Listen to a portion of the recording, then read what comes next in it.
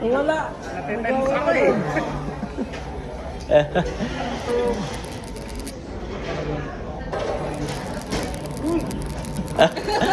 Eh, Oh. ay...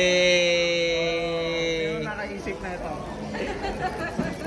Actually, ano yan? Drama namin dalawa. Kaya nawala yung Nakaisip dalawa. na ito. Kaya nawala yung dalawa. Drama namin yun. Drama yan, drama. Tinakbuhan na naman si Fox eh. Hindi. Hindi, part of the plan. Part of the plan. Plano kayo, wala tayo. pinaglakad. Kasama yung pinaglakad ko kami.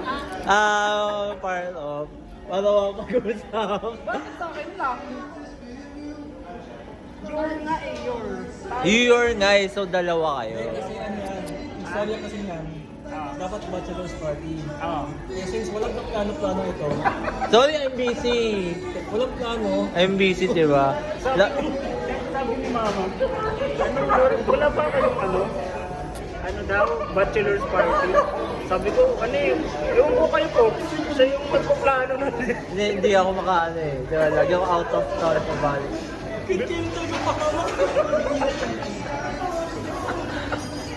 So, doon kami nag-come up na...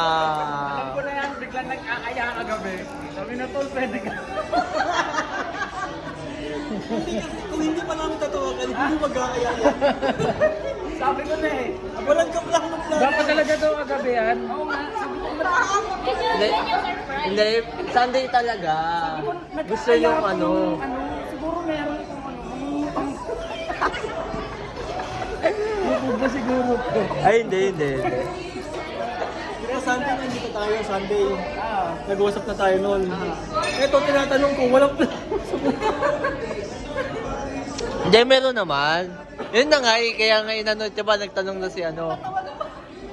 Alam mo ba wala? Plano niya kasi sa Starbucks. 1,000% sure.